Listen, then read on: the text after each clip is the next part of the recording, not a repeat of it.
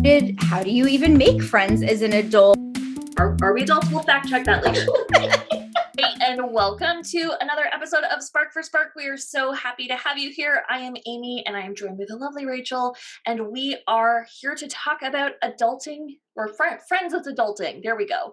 So just like our last episode, we have the magical jar of questions. We encourage you to ask these questions to your friends, or if you are following on YouTube, drop us a comment. Let us know what your answers are. If you are listening to the podcast, definitely shoot us an email. We want to know these things about you too, okay? So we, I guess, are going to get started. Rachel, do the draw. I feel like we need like a fancy thing. I don't know.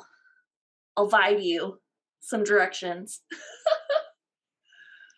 Do you have a direction you'd like me to go to? Just like drop it right into the middle and pull out whatever you get.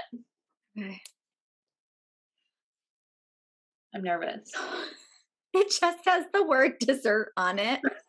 I think this is from the beginning, before we started asking like intellectual and political questions, that this was the like favorite, least favorite, best, worst situation. So okay, all right. Do we have a situation? I mean, we promised the people like a Russian roulette of, are we going to do like favorite color versus like deepest, darkest secret? So I feel like right on track. Okay, so dessert. I guess I feel like my least favorite dessert is tiramisu. Is that wrong? Okay. Like it's the cookie. I can get on board with that. I feel like if it was just full of cookies, it'd be great. But like because the cookies are like soaked. Yeah. And then they sit and they're like soggy. I'm like, oh, like it's not a cookie anymore. And so you didn't give me a cake with cookies. You gave me like a cake with like, I don't know. I don't dig it. So I guess tiramisu is my like, ew, no, I would say hate and like worst. For my best, like anyone who knows me through coaching, anyone who spent any time on my YouTube channel knows my like absolute favorite dessert is cheesecake. And the reason everyone knows this, like it would make more sense again if you follow me. But we talk a lot in my program about buying things on credit. Where sort of like, I know I'm going to pay for this with interest later. Like I'm lactose intolerant. So having cheesecake as like a bestie is problematic for me. But every year for my birthday, like my husband takes me out to a fancy restaurant and get my little cheesecake with like, I don't know, it's like chocolate and caramel and stuff. And I just book the next day off. Worth it. So I figure if I'm willing to like book a day off work for a dessert, it's gotta be my favorite. Yeah. Well, that's fair. I am not, I do have thoughts, but I am just going to throw out there the food allergy parent in me needs to remind people that an intolerance is not the same as an allergy. And if somebody tells you that they are allergic to something, you should not insist they have just a little bit. That can kill them. So like, don't do that. Lactose intolerant, like you're not gonna die. You might wish you had, but you're gonna be right. Like, altogether. It's two different things. Let's just, for the people who can't handle it out there, remind people what that means for real life. I understand that things should not be soggy. Like that's an actual thing we're actively avoiding in a dessert. So I can be on board with tiramisu could end up being soggy. Like I totally get that. I will not miss the opportunity to point out that it's flavored with coffee, and I would not guess that you would be like, that thing that tastes like coffee. No, because it murdered cookies. It murdered the cookies. Yeah. That's assault. Like, no, we don't support this. We'll allow that. Yeah. Like coffee cake. Yeah. Coffee, like flavored cheesecake on it. Like this. No. Right. No. I feel like a bad New Yorker because as a New Yorker, cheesecake would not be my first pick. I will pick it. Let's just make sure we understand. Dessert better than no dessert in almost every circumstance. But like I am in a space where the thing has to be worth it at this point in my life. And yeah, like I'll eat a cheesecake, but I generally won't order it somewhere because you never know which like which cheesecake you're going to end up with, right? I mean, that's a variable. And I don't like I a can, like, variable. suss it out for you. I'm like Okay, a that master. I would prefer that. Yeah. Yes. Um Normally my immediate answer to best dessert would be like one of a few things, just because as normal I can't choose a thing because decisions, but like I love a creme brulee because I like the satisfaction of thwacking the top of it and having it shatter. Um, that is not something I always order out. If it's on the menu, I will often order that, but I don't just automatically get it. I I enjoy a visual. So like if you have a menu and you have a visual, I want to know what it's coming in, because if you're serving me creme brulee in like a 3-inch deep ramekin, we are going to have a chat. It I am not no. Um I also, in my pre gluten-free days, would absolutely have chosen like a pastry over something else. So a Napoleon, my very favorite pastry of all time, I would eat that all of the places. Yes.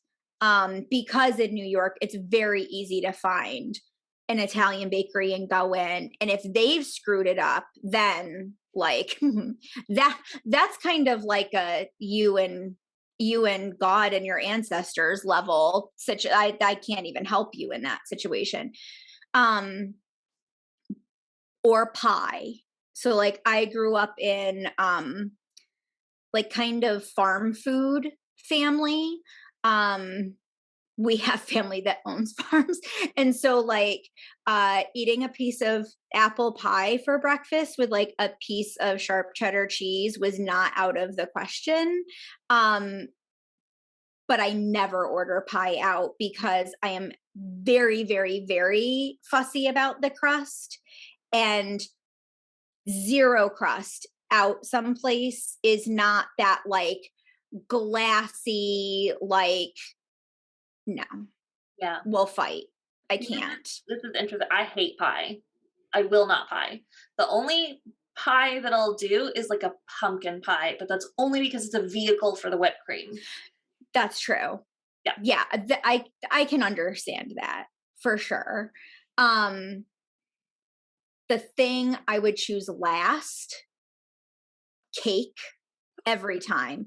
I will literally choose, if it's like cake and other choices, I won't even look at the type of cake. I don't even care. I don't want to see it. Don't even share with me the information. So is Yeah. that like a celiac, like you've been like it's imprinted on your body No, I just hate or how people make cake, oh, what is it about the cake? that they don't do it right. No, so my grandmother growing up made wedding cakes and things for people. My grandfather was a Quaker pastor. Yes, I am obviously still wearing jewelry in a color. Like we can talk about that later, but like she just knew how to make the things. And so like the frosting has to be very specific. I don't want that like whipped cream, like grocery store. That's not frosting. Who told you that? Who lied to Like you? sugar and butter Right. emulsified. Yes. Yes. And so, like, it needs to be a very specific consistency. It needs to taste a certain way. And also, I will not eat dry cake. Like, if by the time you've carried it to me, there are crumbs on the plate, what did you do to this? But what made you think that was an appropriate thing to serve to me? How long has that cake been cut? Like, no. So I really, that's my least thing. Maybe only surpassed by like something that we've put walnuts or pecans in. Pecans. No. I mean, we're a nut-free family at this point, but I was a no nut dessert person long before my kid. So, No, Time and a place walnuts. Like, come on, this is not it. We're not here for like healthful oils. no, don't try and trick me. Don't That's try so and trick funny. me. Like I like cake. Like it's not usually my first choice for stuff. Like, I really Mhm. like cupcakes. Like they can be really fun, whatever. You can do really cool things with them. But like I have like cake trauma in my family. Cake trauma. So like my sister and I have the same birthday, not twins. She's an asshole and was born a month early on my birthday. Like On rude purpose, on purpose. obviously. Like if you met her, it's on purpose. But so like we had our birthdays together every year. We're also right at Christmas. And so like for our birthdays, like our family would get together and we would put up the Christmas tree at our party. It became like part of the holiday tradition. Everyone would come, we'd put up the Christmas tree. My like grandpa would bring Mrs. Brioni's lasagna, which I like didn't like. It was a mess. It was a hot mess. And then my mom would have to make us both a cake. And I don't know what was going on in my mind like when I picked the cake, but like I picked it as a child when like my sister was turning 1 or whatever. My mom was like, "Don't worry, like you're gonna get your own cake. You're still special, whatever." Because she like missed my last birthday. She was busy making my sister. Um, but yeah, so she always made us these separate cakes, and like from the time my sister arrived, I swear to this day, I have the same cake. It is like, this is a must have. It's a chocolate cake with white icing and dinosaur sprinkles. I'm 35. It has to happen. It's a thing. And she was like totally normal. I was like a chocolate cake with chocolate icing and just like no sprinkles, please. I was like, no, they must be opposite and there must be dinosaurs. Like I don't know. I'm never gonna get over it. That's hilarious because if I were to choose a cake, it would be chocolate cake with white frosting. Frenzies. I'm very on top of a sprinkle. Like, And the I dinosaurs, mean, like, they're hard to find, like, you kinda gotta know a where to little go, bit of work, right? a little bit of Now proof you're to me like, you still love "Whoa, me best. dinosaurs," like, that's, like, Yes. there was, like, a phase in my life where it was kind of uncool to have dinosaurs on your cake, but now as an adult, they're like, "Wow, you're so, like, whimsical and fun." Like, "Thank you. I know." Yes. Thank you. That's my trauma. Right. Um, yeah, no, okay, first of all, I really did have to like not have a medical emergency when I was told that your birthday. This is why I'm an only child. I can't. How disgustingly rude. I had all the siblings for you, I feel like I'm balancing out this equation Well, for us. you're welcome. Uh, but my before I had an inkling that I could ask for something else, my grandmother made me a cake every year. And then the cupcakes I would have to bring into my class were miniatures of whatever she had made. So one year I wanted like a rainbow with clouds. And so every individual cupcake had a tiny little rainbow with clouds on it. One year I had a Cinderella cake and she made like a whole carriage and everything, and then each of them had like a very specific thing attached to that. And so but then I got wise so that I could ask for something else, and I Mhm. started asking for cream puffs. So every year she would make me cream puffs, but my grandmother was the youngest of her family, and um brother, two sisters, and her, I think. And I just remember growing up, every year her sister would make her a pineapple upside down cake for her birthday. And I remember it very specifically because her birthday was the day before July 4th. So we would be at some like park picnic place and we would have picnic out and then we would eat that. My grandmother hated pineapple upside down cake. And I just kept saying to her, like, why don't you just tell her? And because it was the other sister's favorite cake, the sister that didn't live near them. Mhm. But like, I was like, why don't you just tell her?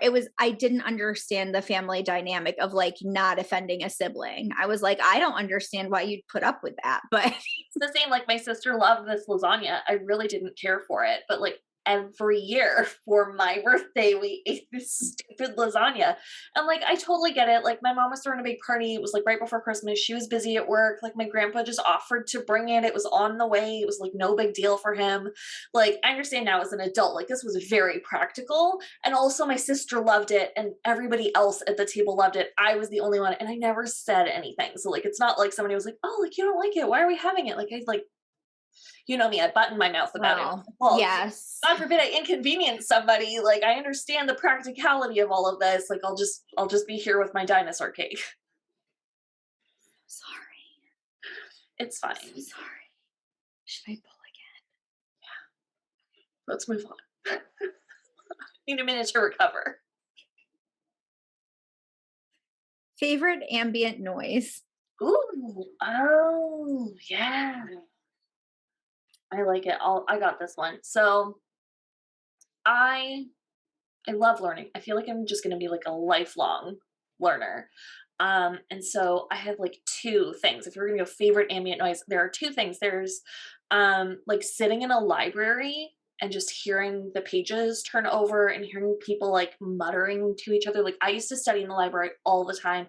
Again, because I had so many brothers and sisters, like it was easier to just go study in the quiet at home where they're not like little kids and all that stuff. And so I spent a lot of time in libraries, and then in university, I was in a dorm and it was cramped. And so it's just in the library all the time. And that just became the way that I just sit calmly. Like, I love that noise. And then kind of, I want to say when I grew up, when I got it and I got a job, like I spent some time working in my sort of field as a social worker.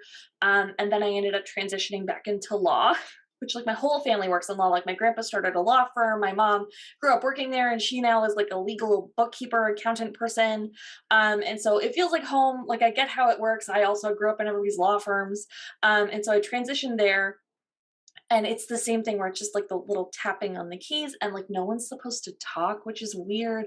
So everybody's like trying to talk low enough that like the boss can't hear you, like in front of his office. And it just like, calms me down so much. Like, I keep thinking, like, just for working myself, like I've got to look that up on YouTube and see if there's just a recording of like a library, or a recording of just like ambient office noise. I'm sure there's got to be. Or I'm just gonna like go to my local library and like record on the DL for like 3 hours and put it on a loop for myself. But yeah, I feel like definitely have like a favorite ambient noise. Which, I don't know, is that weird? No. Okay, good. I love that. Oh god, thanks. No, that's yeah. No, I really love that. That's like the presence of noise without the presence of noise. Like, And it's I the love the presence of concept. people. I like being with people, but still separate and quiet and alone. Mhm. But like, because like I said, like I was in like sort of the dorms all through university, and it was really lonely. Like, it was great to have my own space, and like, because I like as a December baby went into school a year earlier, so I went to university at 17. I'd never been alone. It was scary, it was weird, but also exciting. But like, it was so many hours logging by myself that it was nice Mhm. to just go and be with people and kind of have that. Cause like, I come from a huge family. We kind of lived on top of each other. To suddenly be alone all the time was a little nerve wracking in the beginning. So just the idea of just being with people, sort of that like alone together kind of deal, is just Yeah, so comforting. It feels like it's like gives me that feeling of like a weighted blanket. It's that kind of silent hug. Like, oh, like I'm not alone.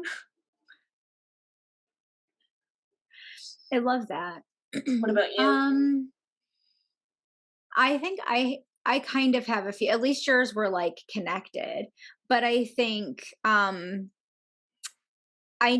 I have several different I have several different personalities. That's not what I mean, but but like I have several different like spaces. I can't be in the same thing. Like, whoever I feel like I am that day creatively, I have to kind of be that. And so I think I have a few, but um I really enjoy the sounds that were kind of around my grandparents' house growing up. So they lived on a private lake in a wildlife preserve. So like the only people who could hunt there were the people who lived there and things like that. And so there was a lot of just like a random lap of water coming up because something jumped, out in the middle of the lake. And like the breeze through the leaves in the trees and like a cricket or, a frog or whatever, and just that kind of that, but not an actual water noise that makes you have to go potty, but like just the and then I also this is kind of like yours where it's that like I'm alone, I have my autonomy, but like you can feel everybody around you is just like the noise of Manhattan or like the city, like not the city meaning any city, the city like New York City for those who are from the city. Like just hearing that. And it's really interesting because I don't live where there's that kind of stuff. And I grew up where there was like silence or crickets, like there were no anything in between. And so, but I don't sleep any better anywhere than if I'm in the middle of the woods or if I'm in New York. Like Mm-hmm. it's so bizarre that they would both have the exact same effect on my body. Like I I I mean, go out into that and my whole nervous system is just like, yeah, it makes sense. Like it's almost like when I sleep, I have like our fan on, which like back when I had endo and was like sweating my way through the night, the fan started, and now I just can't sleep without the noise because I have like the two dogs and I have my partner and like everybody's making all this noise and breathing. Like it's terrible. I can't listen to it. Love the fan, but I also have like a white noise app on my phone. It does like a thunderstorm. It's wonderful. You can't hear the repeat. It's magic, but I put it so low that I can't consciously hear it. Like if I can mhm, consciously hear it, my brain catches on and it's like, oh, this is lovely and so relaxing and I'm not sleeping, I'm enjoying this. But if it's like one step lower than that, I sleep like the dead. And I feel like it's just that there's so much noise coming in that my body's like, oh, like I couldn't hear someone breaking in if I wanted to. Like, let's just go to sleep. mhm, I feel like it would be the same, like, because like I've been to New York City as well. Like it's very similar to Toronto, and that sort of like hustle and bustle feel, like everyone going somewhere. And I get the same kind of feeling downtown where there's just so much stimulation that my brain's like, forget it, forget it, just go where you're going. We'll oh, see. that must be it, Amy. Oh my gosh. Yeah. Nailed it. Well, ta-da, as Sensory usual. overstimulation. That makes sense, There you go. So next time you're in New York City, hit record for a couple of hours and you'll sleep like the right? Seriously. Oh my do it in Central gosh. Park so you can get some bugs in there too. A couple of Oh my crickets. gosh, I'm so excited when we go during the summer because we go to Central Park and we see all the lightning bugs. Or Mm. you can weigh in if you call them fireflies. Um We don't have either, so you win. our bugs don't have flashlights on their butts. Although Sorry. I did that. I used to run in the like Don Valley, which is like so nice. All this nature. Like I saw a deer one time. The most exciting thing I ever saw was two squirrels having a ninja fight. It was the best thing I've ever seen. It was these like there were these two little squirrels and like one was on the curb and one was like kind of up in like a tree or something, and the one in the tree kind of like jumped and like did a flip, and then the other one jumped and they like hit each other midair, and then they were like tackling each other and having this crazy fight, but every time they part they like jump back and then jump back into each other. I was like, they're having like a legit ninja fight. It's the best thing I've ever seen on a run. Like all my years of running, anyone's like, what's the coolest thing you've ever seen running in the dawn? I'm like, the two squirrels having a ninja fight. It's like the best. Yeah. Oh my gosh, I love it. That cracks me up. All right. This is a hard one. I don't know. Something that makes you happy. Hmm. Hmm. That's a big one because it is like, is it like a thing? Is it an experience? Is it Right. whatever you want it to? Who put that in a jar? Who did that to us? I apparently had a lapse in judgment. Hmm. Um, I would say there's two things that I know without fail always bring me joy, if we'll accept Mhm. that as an answer. Yeah. One I would say is running, just because I Mhm. tend to run outside on trails. Like it's sort of like connecting with that which is greater. Like I'm part of the whole world. It's not just me. There's like so much less pressure. It's almost like when you see those sort of like memes on Instagram where it's like the universe and there's like a little arrow and it's like, that's you worried about your water bill. Like it kind of feels like that where I kind of get pulled out of my own self and my own sort of needs and worries because there's nothing that I can do about it out on the trail. Like I'm lucky if I even bring my phone. And so that always brings me peace and joy, especially running in the rain. I love Mm, running when it's like raining up because there comes a point where you're just saturated and you're like, well, now I'm just wet and there's nothing I can do about it. Your body kind of acclimates to that. But the thing that I loved about running in the rain was there would come a certain point in the trail that I did where you were like 8 miles from the last place that you could drop in. So anyone there is like an experienced runner on a long run. And so the days that it was like raining up, everyone was so nice. Like everyone was like high-fiving or like waving or like good morning.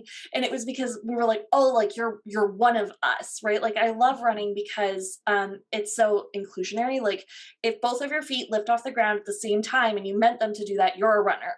Like we will mhm, take you, you're welcome here, we will make this work for you. But there was something really special about being out in the rain and knowing that you're going to see all of those people at the marathon, being mhm. like, oh, like I know what you're doing because we are 16 miles into this trail and you couldn't come in for like there's like half an hour to the next exit. Like, hey, how are you doing? How's your training going? Are you cool? Yeah. Seeing those people repeatedly afterwards and being like, I know who you are. Like I saw you in the rain and we're like besties. So that's Yes. something that consistently always brings me joy. I would say the second thing is my dogs. Like I know this is really corny, but I have two little dogs. I like accidentally turned them into lap dogs. My bad. But there's like one of them in particular, Pancake. She's our smaller dog and she's like always on somebody. I'm sure for people watching YouTube, she will come here at some point and be on the podcast with us. But she likes to crawl under blankets and it gets really chilly in our house. And so like we're like watching a movie or whatever, you have a blanket and just little bulge starts coming towards you. And then this little nose pops out and just like sort of lays down on your chest and you hear like a and she'll just sleep like that forever. Sometimes she'll do it in my sweater as well. Well, she'll be sitting in my lap and she just starts like burrowing up my sweater, and then you just see this little nose pop out at the neck, and she's just like, and she'll just hang there in the sweater. It's super weird. But I would say like I don't know if you've ever seen the thing like does it ever occur to you that like your animals are like wild animals and they just choose to live with you and not kill you? That thought crosses my mind a lot because they're here, they're playing, they're so cute and I'm like it's super weird that like these are wild animals. Um and they're like playing. Like super weird. And so to like have them there sleeping and feeling safe and all those things, knowing that they're animals and that we sort of like created this trusting relationship where they know like I can just go to sleep and mom's gonna handle it. Like I know the whole like dog mom, whatever. I'm gonna handle it for them. They feel relaxed, they feel safe, like we've got this, and they can just rest. Like brings me so much sort of rest in my own nervous system because I'm like, Mm. well, if they're the alarm system, if they're sleeping, I can relax. Okay, everyone's cool. Let's just like hang out and watch Bridgerton then. So I would say that those are the two things that like every single time consistently bring me joy. I like it. Your turn. You go. I like it.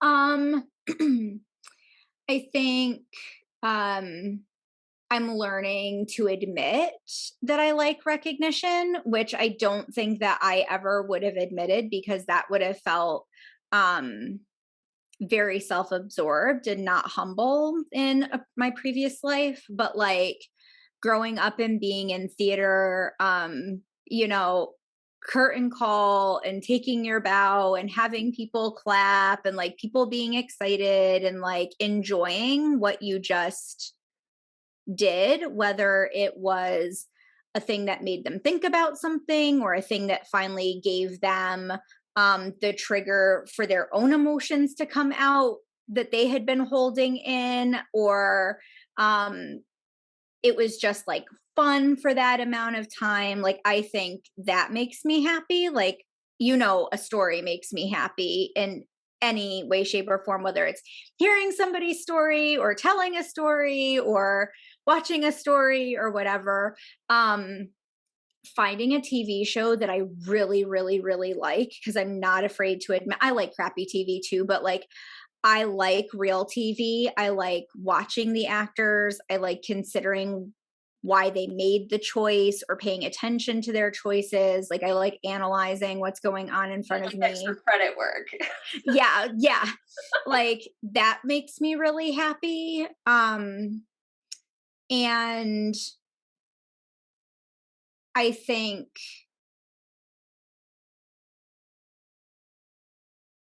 the recognition comes in also with people like asking me or like inviting me to share what I know about something and then like really listening and caring about what I have to say. Like that brings me a lot of joy. You know, if you're going to be woo woo and talk about human design, that like that's actually who my soul being is created to interact with people. And I spend a lot of energy spinning my wheels, like providing energetic for people that like they didn't ask for, and I'm not really supposed to do that until people ask for it. And so being asked for it is like now recognizing that I need to be asked, being asked and recognizing that I got that invitation is like a real kick for me. um but I also like I'm a very nervous performer, and my son is like the chillest performer. And so I get nervous when he's about to perform because I'm nervous that he's not nervous. And I'm also nervous that I'm nervous. And also, everybody should be very nervous. And so, like, I sit with like all this anxiety in my body. And then when it inevitably goes well, like watching everybody applaud him, like I get a real specific kick out of that right now in my life too. So, but That makes sense. basically just being the center of attention and having people clap for me is my favorite. I mean, I work with a lot of different types of people. Anxiety is a theme that runs through kind of the clients that I work with. And I find that we often conflate getting recognition, right? Feeling valued almost with vanity. Hmm. They're completely different things. Like it's absolutely okay to be like, yeah, I worked really hard on that. You should clap for me because I deserve that. And that is how we as a society like recognize people for their hard work. There is Hmm. nothing wrong with getting first place and getting a medal. Like that doesn't make you vain. And it's not vain to want that. Right. Right. And it's just so interesting hearing, like you said, the different stories and people coming in and how that kind of manifests in their lives. Like, I'm not allowed to want these things. I'm not allowed to want to be the center of attention. Someone Yeah. has to be the center of attention. Like, it's the center. Someone has to go there. Like, I do not volunteer as tribute. Like, get in there. Like, you're doing me a favor. Right. It's like we're Yes. all sort of meant to fall on this spectrum. And I feel like there's so much pressure to not want those things, even if, you are designed to be Hmm. in that place. I think that it's such an important conversation to have with one another, that it's okay. It's okay to Yeah. want to be celebrated because there are people around you who want to celebrate you. Yes. Right? Yeah. Yeah. Yeah. And I think too, watching like professional performers, not that people don't reach a certain level of celebrity or um fame or whatever and don't get into being a jerk, but I really hold the belief that they were a jerk before that ever happened. Like, I don't necessarily know that that's the thing that made them that way. They probably were showing up somehow that way in their life before. We just now have to see it. And like, they're impacting people on a bigger scale. And probably somebody has behaviorally or otherwise told them they're actually allowed, like, that they're allowed to impact the people around them that way. And I think maybe it's the permission that we feel Or there's more. like the lowering of repercussions for being that way. It's like a lower Right. barrier to entry to being a jerk. Basically. Yes. But I think when I watch like particularly theater actors, because you could be like the most famous person and get paid the most of the people and you're still like just making regular people money. They're not making like Tom Cruise money. They're making, what I don't know why he's the person who jumped into my head. Pale But maybe it's because we're the same height. I'm just kidding. He's a lot taller than I am. But like I have friends who went to theater school with me or still are in that space professionally. And, it'll be like, oh, I knew that person when, and look at how much like they've changed or they've whatever. And I'm like, have they changed into somebody who's not humble and a jerk? Or are they not energetically apologizing for being allowed to take up space in a space they worked really hard to be good at and should be allowed to take up space in? Like,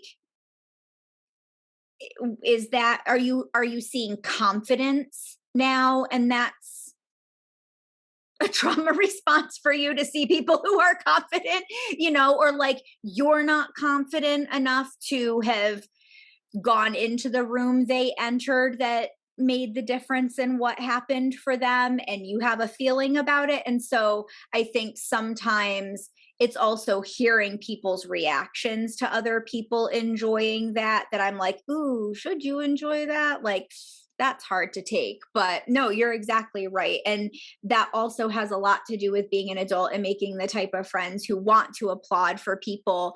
Like, if in my worst week, if a good thing happened for you, I would be able to muster the same joy and excitement for you as if I was having my best week, because I genuinely want you to do well. And I don't feel like you doing well at a point when I'm not doing well is like an indicator that you get something I don't get to have. Like, it just doesn't make sense to me.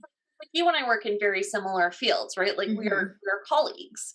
And so I feel like it's so interesting having this relationship almost for the first time as an adult where like we do the same thing.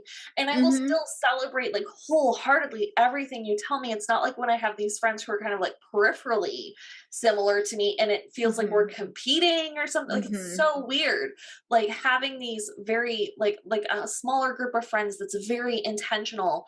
Like my other kind of bestie is also in this circle with us, like just from Right. kind of a different angle, and it's so interesting that it just feels like there's endless pie, right? Like There it feels like is. the better you're doing, the better we're all doing. Like I just want to funnel as many energies and vibes your way as I possibly can because I just want you to go up because I know you do the same thing for me. Like you would never begrudge me something working for me. You would never like I don't feel like I'm not a mind reader. Amy, you're not a mind reader.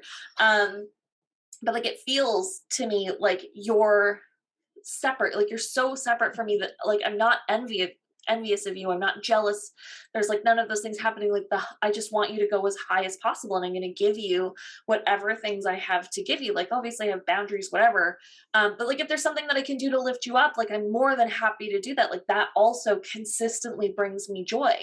Yeah. Like and you being successful somewhere where I'm not successful, it doesn't have the same impact on me as it used to, which I think is really interesting. And it's kind of just, I guess, a part of growing up for me is that like that is working for you and that's so great. And maybe I need to move on from this space because it's not right for me, or like vice versa, right? So I don't know. It's just something very Yeah. interesting. Yes. And I think it helps too that I don't actually think that we would um pull in the same client. Hmm. Does that make sense? Like, our we do well together, but our personalities in maybe nobody's noticed yet, but like we are very different Mm. in a lot of ways in how we show up. And so I don't even know that we would ever pull in the same people, but I think being heavier into the world of energetics and really looking at what are the energetic truths about things and what's gray that people think are black and white, and the reality that like abundance is very literally limitless. The fact that our world has it, that some resources are so drastically skewed, is a really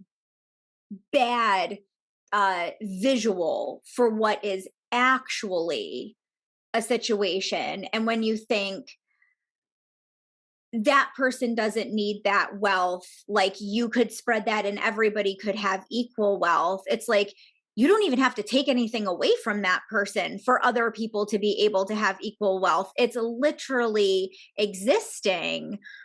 We just don't always now let's not pretend there's not like physical real world um blocks to, you know, getting people there. That's not me saying, I mean, I didn't grow up in money at all. So like I'm not saying, oh, person that is struggling, the reason you're struggling is because you haven't energetically opened your, no, there's a whole slew of things messing you over because our world doesn't work with the energetic truth that's there. But as a formerly highly competitive female myself, it does can take continuous internal work to really recognize that that sensation when it does accidentally still come up, um and being able to rely on the recognition that because we don't serve the same people, if only one of us does well, only one group of people's getting helped. Like, and that's not how you and I feel about people, or we wouldn't do the job. And so like, okay, I'm not going to play. I just decided the conversation that question was over, and I pulled this, even though I'm the reason we kept like ruminating over that. This one is definitely yours. I remember you telling it to me. Fast food and why? I think you asked favorite fast food, but I was like, but we're not saying favorite. So I refuse to put that on the card. And because I am 3,000 miles away with my own thing, I can do it. The boss of this jar. I mean, we're working together, but also in the end, I have complete control over these pieces. I think I have the stop recording button. Who has full control here? Let's be honest. Okay, favorite fast food and why? I can't remember the premise of that question. Favorite fast food and why? What was the current trigger in your life that was like, we I have to know. discuss Well, and it's my fault because I keep just randomly Instagramming you things like, oh, like this random sentence, and you're like, I am gonna have to ask you, I guess, to learn more about what that's for. Um, let me. Oh no. Favorite fast food and why? Honestly, I'm a huge fan of like chicken McNuggets, Okay. which is like kind of gross because like I've seen like the like how they make them, and I'm like, oh, but like I just can't get enough of them. I just can't get enough. And like, why? I don't remember what the actual purpose of the question was. So, like, because they're delicious and they like remind me of like core childhood memories where I'm like, oh, chicken nuggets. Like, I can't get enough. I'd say that that's my favorite fast food. I like that. I like a chicken McNugget. Right? There's some Which sauce? no sauce. I am a chicken nugget nudist.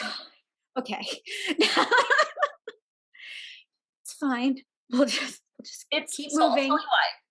I'll tell you why. So I like as a kid, I had a lot of food anxiety. And it Mhm. was just because we didn't like we didn't have any money. Like my parents divorced when I was like teeny weeny. Like they were both kind of like, oops, that was a terrible financial decision. And so like we ate like fish sticks just constantly. And so like there was no flavor Mhm. really in our stuff. It was like that and craft dinner.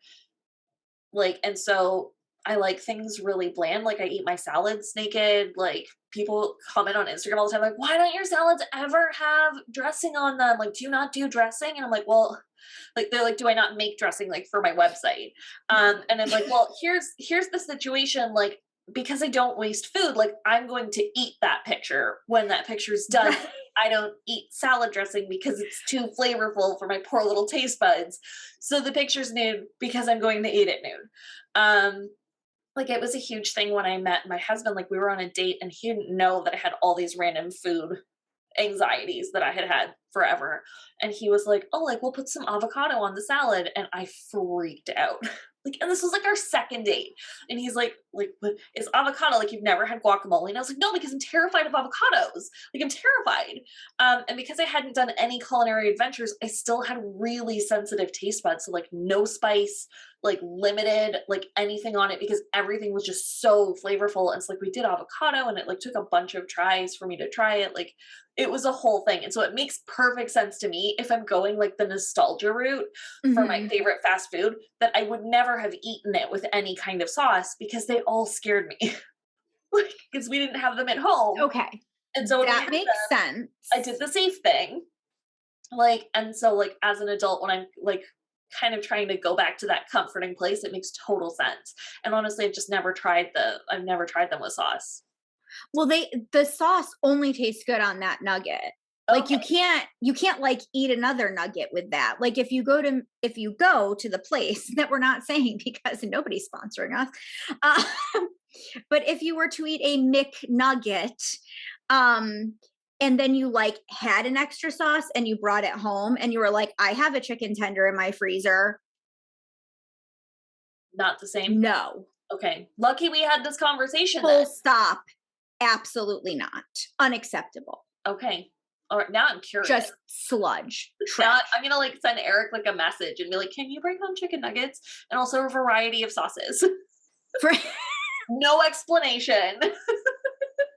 Well, he knows we're recording this right now, and so he'll probably figure out that something weird happened, and it now requires chicken nuggets. well, and I feel like what will happen in your relationship that has happened in other friendship relationships is that people don't need to ask anymore, were you talking to me? Because like I am often the impetus for some dumb thing that happened. Like people don't even ask anymore. Like I get on with certain friends and there you see their partner go to ask who, and then they don't even have to ask. Oh, you just did some really dumb random thing, you're obviously on. I have the problem where like people don't necessarily know that you've been talking to me, but you will take away very specific phrases and just incorporate them into your vernacular. I've been told on several occasions that I have a very particular way of speaking, which I am oblivious to. I have no idea, but on like several like doctors and things are like, you have a very particular way of speaking. Like one time, I got strep throat like 4 months in a row. It was terrible. It was terrible. And my doctor was like, if you get this one more time, I'm taking out your tonsils. And like, without missing a beat, I was like, you're going to amputate my tonsils? And he was like, yes. Like, nobody says it that way, but I mean, like, technically, yes. Like, and it's, I don't know. So I find that over time, people will like pick up random phrases that make no sense or are not the way that you would say that. And they just start spitting them out. And I notice this because a lot of my clients are seniors. And so I meet them and they talk one way. And like, I was talking with somebody today, she's like 82 years old. And she was like, yeah, no, sweet. I was like, yes. We've infiltrated the system. It happens all the time. And I'm like, oh, like that just, I'm like, where did you pick that up from? Like, you've never talked like that before. And they're like, oh, I got that from you. Oh no. Ruining everybody's grandma. Like, oops, my bad. That makes me so happy. Yeah, it's like really weird stuff. And like, I have like very specific Canadian phrases also. Well, I didn't realize until I saw it on TikTok a bunch of times, that like Canadians do the like, yeah, no, for sure, yeah, no. I was like, oh, that's so funny. Like, oh, wouldn't it be funny if somebody said that? And then my husband asked me a question, and I was like, oh yeah, no, for sure, yeah, no. And I was like, oh, it's real. I think I messaged you and was like, do I do this? but where I grow up, we do that too. So maybe it's just that we're very Because close we're to you neighbors. guys. We're neighbors. Yeah. Yeah. But we also say you guys, which I really am trying to take out of, like, unless I'm having a conversation with somebody that I know that does not impact at all, I Mhm. do not use that like gender specific phrase when I meet new people, or I have people that I don't use it with. I Because picked that's up y'all from a bunch of my Southern clients. I had a whole bunch of people like stacked in a row. And as soon as they were done, I was like, oh no, I've been y'alled. I just can't shake no. it. I can't shake it. I'm so sorry. I very like white knuckle not letting that come out of my mouth because I will not let the transition become complete. Honestly, I don't live there, so it doesn't impact me. I'm just like, you Right. know what? I'm just quirky and work internationally. Like, Right. y'all. No, I don't want people to mistake me for somebody that is from where I currently live. Seriously, no one would mistake me for accidentally living in the South. That's, I'm very, very high up. that's also true. Okay. What's your favorite fast food and why? Pourquoi? So My 5 years of French knows what you just asked me. Good, 'cause I was like, "Oh, Um, no, is that not right?" Like, "Wait a minute, it's been so long. yes, it was. Wait a minute, what did I just say?" Um, uh, so, um, I really liked, past tense, the chicken sandwich from Burger King. I cannot help you. It is like, I don't understand it. I don't understand it, but it is maybe the thing I am most angry about that I can't eat. That's like just a thing that could possibly show up as available to me in my normal everyday life. I am plainly most angry that I will never eat a piece of real pizza or a bagel ever again. Because I I I won't die immediately from putting that into my body, but my body will hurt itself over it until it's very upset. And um the things won't stay in my body. And this way. So like it hits my stomach and my stomach's like, not here, not today, Satan, and then like throws it back. Um, but when I was growing up, our family practice doctor used to give all the kids a coupon for a kid size French fry from the place that McNuggets come from that we are not sponsored by. So Like, um you know the one. that place. And even now, I mean, I've had medical anxiety apparently my whole life before the medical field even had a chance to hurt me. um but I and there are things in my life where I'm like, the only thing that could solve this would be to purchase those French fries for me. I can't eat those anymore either, just because I'm too afraid of like what's been in the fryer and everything else with things. Um, but much like the what potato would you be question that's been going around, like I would be a fry of some kind, and it is most likely that I would be a curly fry. That would be my immediate response. And like not a curly fry that like looks like a plain old white French fry, like a curly fry that has like a spice It's to it. Goldilocks with a French fry, Right. little curl. Correct. Okay, yes. I think I was a twice baked potato. I think that's what I picked as my I potato, could get on board with that. right? That's not a sad thing. When we hang out, when we meet each other for reals, yo, I'm gonna make you a twice baked potato. You will never go back. You can also make it yourself. It's on my website. If you like don't want to wait for us. Listen, most of what's on your website shows up daily in our household. And I will tell you the really bizarrely interesting thing is I was also a no salad dressing person growing up, like as a kid. And if I go someplace and there's like if you're at a wedding or a formal military event or something like that, and they give you the salad where they put all the salad on all of the plates, and then some poor schmuck had to go through with a little ladle and go like bloop bloop bloop, and like some salads have like all the dressing on them and some salads have like a oops, I dropped that on that dressing, and like you never know if it's going to be on all of the salad or some of the salad. Like I am not a surprise me salad dressing person. I like Caesar salad dressing. I like two specific ones. You can't just give me whatever one you think is okay. It's not true. You're wrong. Um, or I will, if I have to, eat a very specific restaurant salad dressing that is famous for having salad and breadsticks that is not real food of that back. It is not real Italian food, that place. But that is like, I would rather have no salad dressing than have one of those things. So Controversial issue, apparently. I And mean, if anybody has an opinion on it, please let us know where you stand. well, and Very Also, you comfortable. have salad dressings on your website. The fact that you don't have a photo of them drizzled on your lettuce in your kitchen is like neither here nor there. You People are have insane on the internet. plenty. Like, first of all, go do your research and then come back. Google is free. But I'm not mean. Mm, So are we done then? yeah, probably. Okay. All right. Well, then I guess we're done. Okay. Love you. Bye. All right. Well, we will catch you in the next episode. If you have anything, if you want to answer these questions, shoot us an email, drop us a comment. We want to know these things about you too. Have a great day.